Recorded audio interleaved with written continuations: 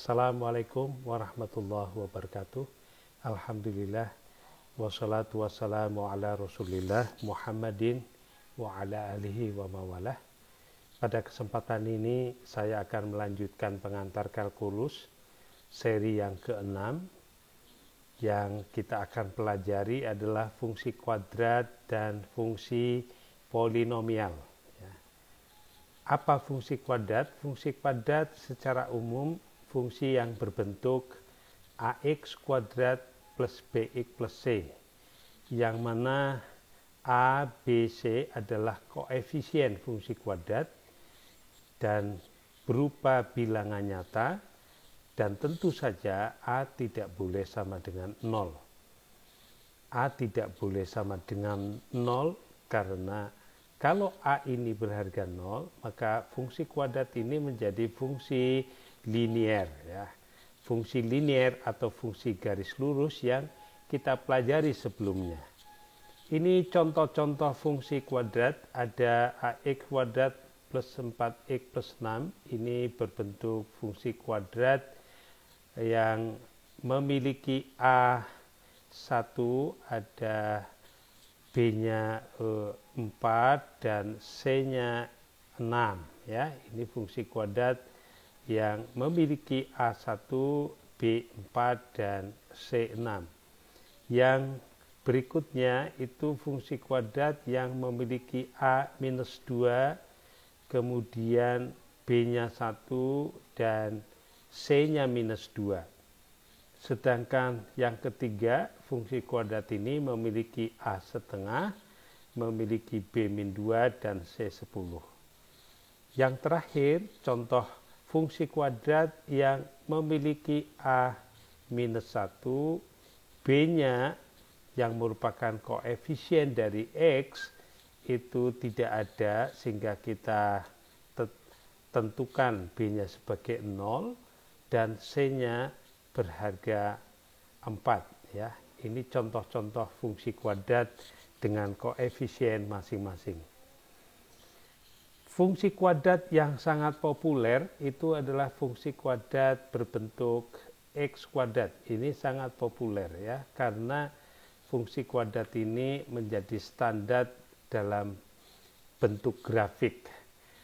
Kita akan menentukan bagaimana grafik dari x kuadrat. Dengan lebih dulu kita akan menentukan pasangan antara x dan fungsi x-nya dengan memilih titik-titik di antaranya adalah saat x2, ya, kita akan tentukan nilai fungsinya tentu sama dengan 2 kuadrat jadi 4. Saat x-nya 1, fungsi kuadrat ini menghasilkan nilai 1. Fungsi x saat x-nya 0, fungsi kuadrat ini menghasilkan 0. Saat min 1 kita kuadratkan menjadi 1, dan saat min 2 hasilnya 4. Nah, untuk menggambar grafik kita bisa menentukan titik-titik pasangan ini 2,4, 1,1, 0,0, min 1,1 dan min 2,4. Lalu kita letakkan titiknya di bidang kartesius. 1 di sini, titik yang kedua, ini titik yang ketiga di 0,0, ini titik keempat di min 1,1, ini titik kelima, ya. Boleh saudara titik-titik yang lain. 5 titik ini kemudian kita hubungkan, jadilah ini fungsi x kuadrat, ya. Kalau kita gambarkan membuka ke atas, ya, karena A-nya positif, maka kita akan lihat fungsinya membuka ke atas. Dan saudara bisa tentukan kalau ini negatif, jadi misalnya kita akan tentukan fungsinya menjadi ingin menggambar fungsi untuk min x kuadrat, saudara bisa tentukan dengan cara memasukkan 2 ke sini menjadi 2 kuadrat 4 minus 4, ya. Dan seterusnya sampai -2 dikuadratkan -4 juga. Nanti terlihat grafiknya akan ke bawah, ke arah bawah ya. Itu fungsi min x kuadrat. Kira-kira gambarannya fungsi min x kuadrat itu adalah seperti ini kira-kira gambarnya ya. Ini seperti ini. Baik, saya lanjutkan. Fungsi kuadrat ini juga bisa dalam bentuk standar. Ini bentuk fungsi kuadrat standar, yaitu ax min h kuadrat plus k. Kenapa kita membentuk fungsi kuadrat dalam bentuk standar? Karena kita suatu saat menginginkan letak titik vertex atau titik maksimum minimum dari fungsi kuadrat ya, itu titik vertex. Oleh karena itu kita akan mengubah fungsi kuadrat ax kuadrat plus bx plus c itu dalam bentuk fungsi standar ini, ax min h kuadrat plus k, yang mana a, h, k juga harus bilangan nyata dan a tidak boleh sama dengan 0. Inilah contoh fungsi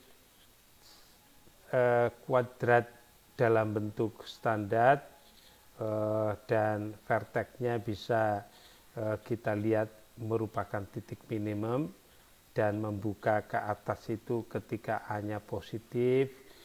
Ini titik verteksnya menjadi titik maksimum ketika A-nya negatif gitu ya. Jadi ini gambar di mana dua fungsi kuadrat yang A-nya negatif dan positif ya, gambarnya bisa berbeda, membuka ke atas dan menutup ke bawah. Berikutnya contoh bagaimana saudara kita menentukan letak titik vertex. Misalnya kita punya fungsi kuadrat x kuadrat min 4x plus 3 ya. Kita ingin menentukan titik verteksnya di mana. Kita tahu fungsi kuadrat di atas harus diubah dalam bentuk standar, yaitu ax min h dikuadratkan plus k. Nah ini ada x min h kuadrat ya, yang kalau kita kuadratkan ini kan hasilnya x kuadrat min 2h x plus h kuadrat gitu ya. Jadi ini kalau kita kuadratkan kan x kuadrat min 2h x plus h kuadrat.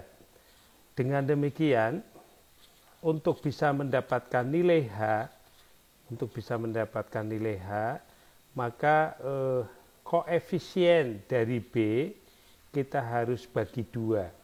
Jadi seperti koefisien min 4 ini kita bagi 2 ya, kita bagi 2. Lalu kemudian di sini hanya dikuadratkan. Jadi setelah dibagi 2 dikuadratkan jadi 4. Sehingga kalau ada x kuadrat min 4x plus 3, kita bisa ubah menjadi x min 2 kuadrat ya. X min 2 kuadrat. Lalu x min 2 kuadrat ini kan kalau kita kuadratkan menjadi x kuadrat min 4x plus 4 ya.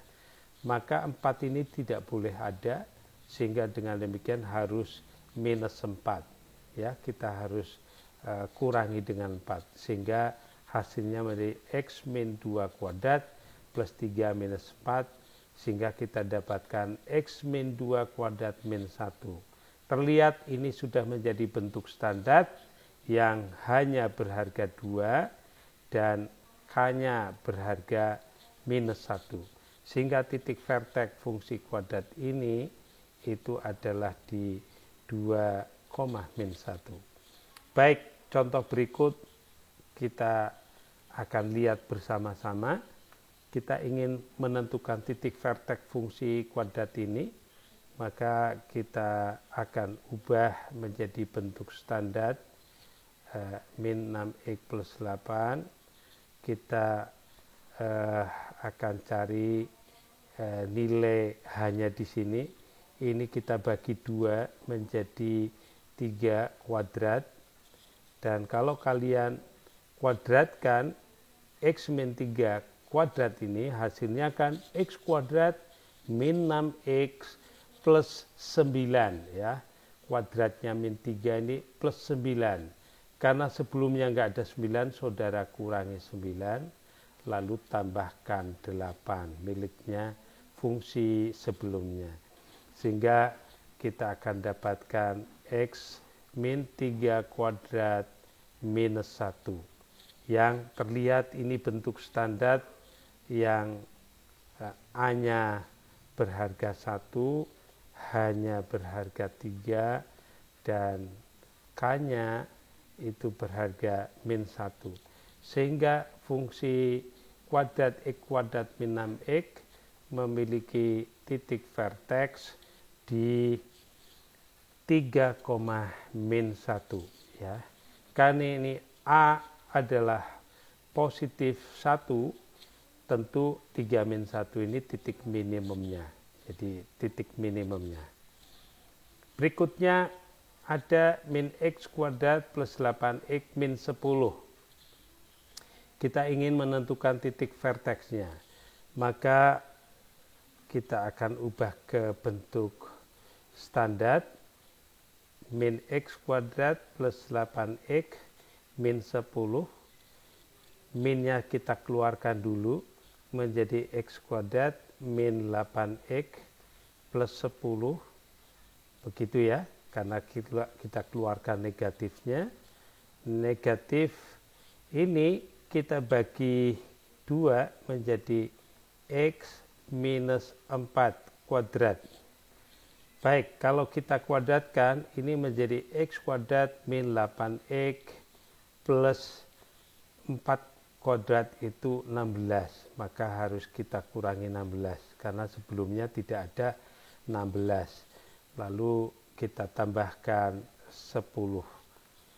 Lalu kemudian kita sederhanakan x min 4 kuadrat minus 6.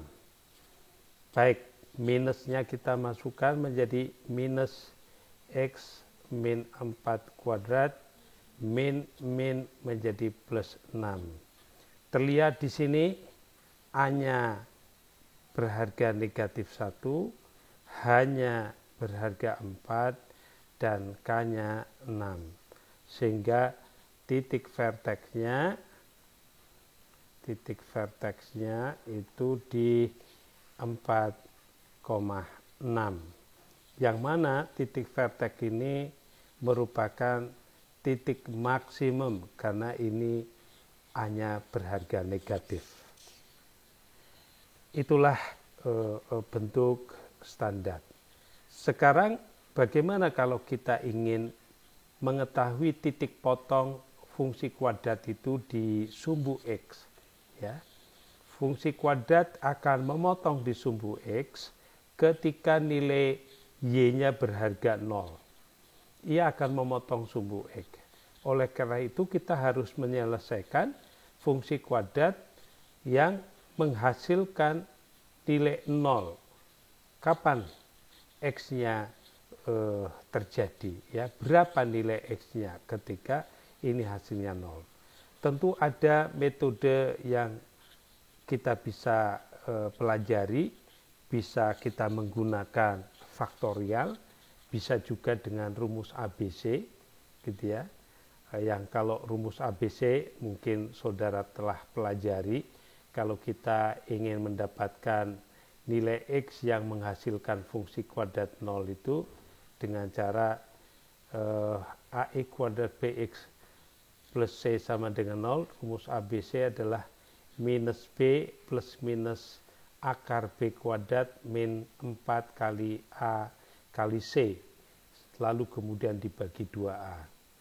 Kalau B kuadrat min 4AC yang sering disimbolkan D dan disebut diskriminan itu, kalau nilainya positif, D-nya positif, ini harganya positif, nah ini harganya positif, maka nilai X 1 dan 2 adalah bilangan nyata, ya, adalah bilangan nyata. Jadi nilai X-nya menghasilkan dua bilangan nyata. Kalau B kuadrat min 4AC ini hasilnya 0, maka nilai X-nya itu bilangan nyata dan jumlahnya cuma satu bilangan.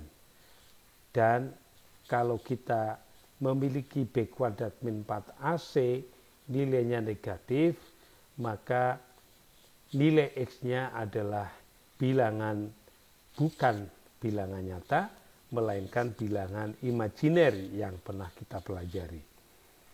Baiklah, contohnya kita akan mencoba fungsi kuadrat X kuadrat min 2X min 8. Kita ingin cari titik potongnya dengan sumbu X, yaitu dengan cara metode faktorial X kuadrat min 2X min 8. Baik, kita akan faktorial begini. Karena ini positif, jadi di sini X, ini X. Lalu angka di sini, angka berapa? Kita cari faktornya 8 ya. Maaf, faktornya min 8. Faktornya min 8 itu bisa min 8 kali 1, bisa 8 kali min 1, bisa min 4 kali 2, bisa 4 kali min 2. Ya, ini min 8. Namun, yang menghasilkan penjumlahan minus 2, itu adalah min 4 dan 2. Jadi kalau begitu di sini min 4, di sini plus 2. Ya, ini faktornya. Dengan demikian, agar ini hasilnya sama dengan 0, karena kita mau mencari titik potong sumbu X, supaya 0, itu terjadi saat X-nya 4 dan saat X-nya minus 2 ya. Jadi saat X-nya 4 dan saat X-nya minus 2. Sehingga titik potong fungsi kuadrat ini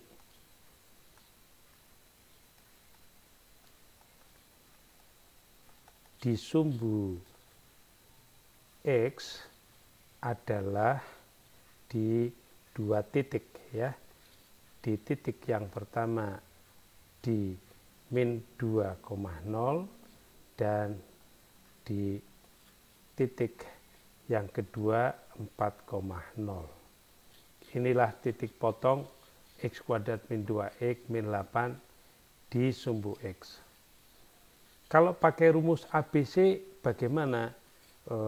Kalau kita punya X kuadrat min 2X min 8, ini terlihat A-nya berharga 1, B-nya berharga min 2, dan C-nya berharga min 8, sehingga rumus ABC-nya kita akan dapatkan min B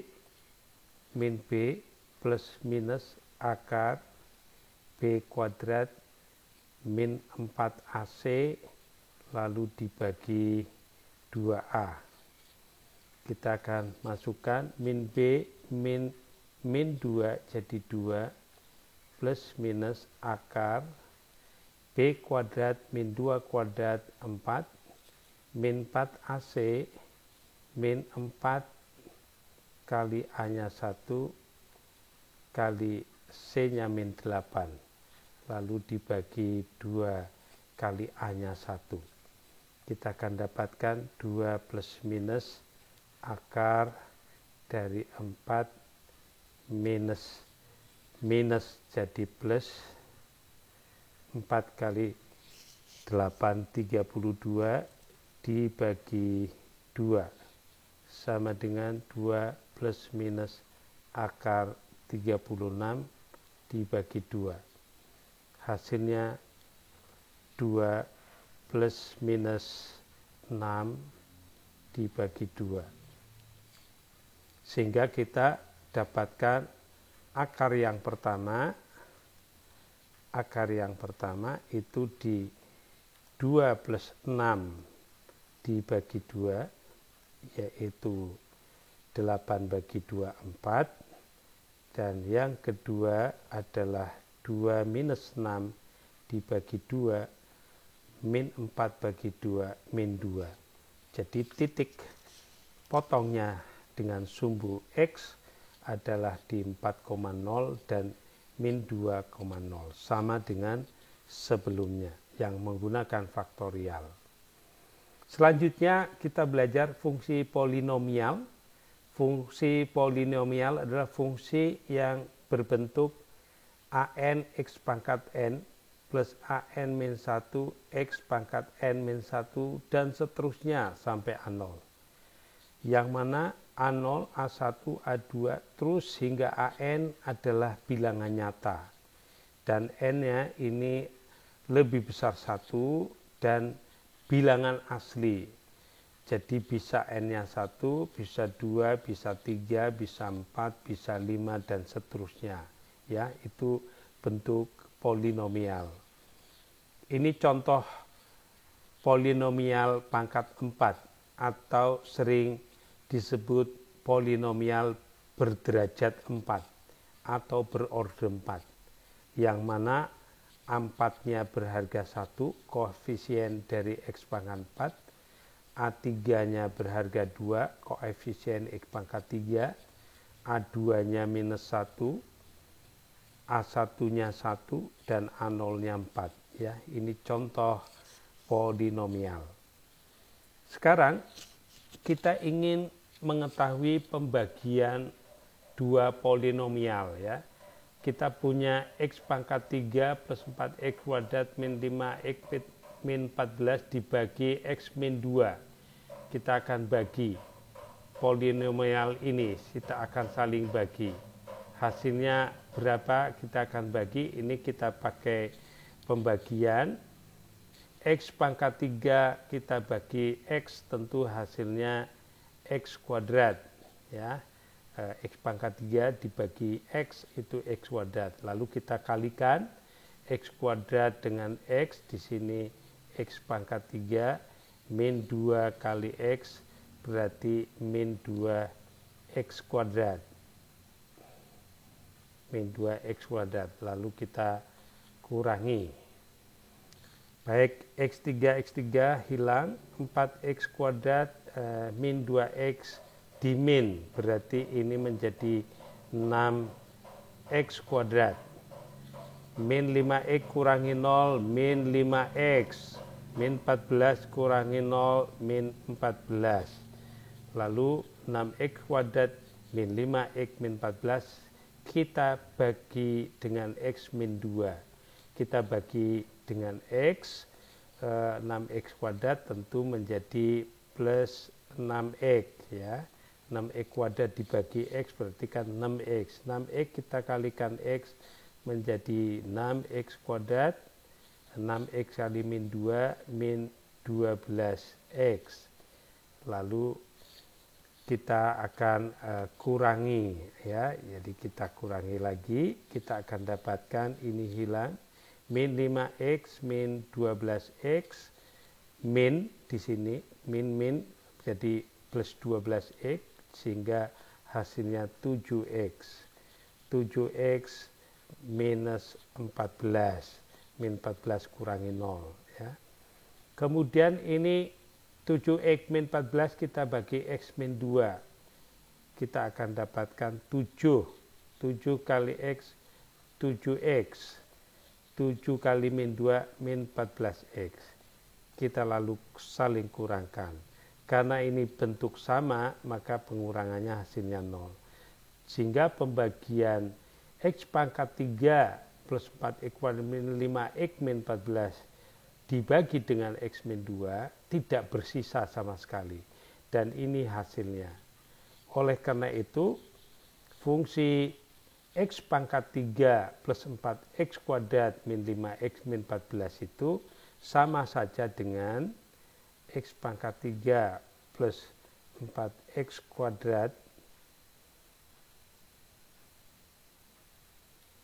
min 5X min 5X min 14 itu sama, ya, dengan X min 2 dikali dengan X kuadrat plus 6X plus 7. begini. Jadi sama saja karena pembagian sama saja dengan perkalian antara hasil pembagian dengan pembaginya ya. Jadi sama saja. Berikutnya metode pembagian tapi dengan cara sintetik ya. Dengan cara sintetik itu tidak perlu kita seperti pembagian sebelumnya. Kita cukup koefisien miliknya pembilang itu kita letakkan koefisiennya di baris yang pertama 1, 4, min 5, min 14. Kemudian pembaginya negatif ini saudara jadikan positif ya, sebab nanti kita bukan kurangi melainkan kita tambahkan.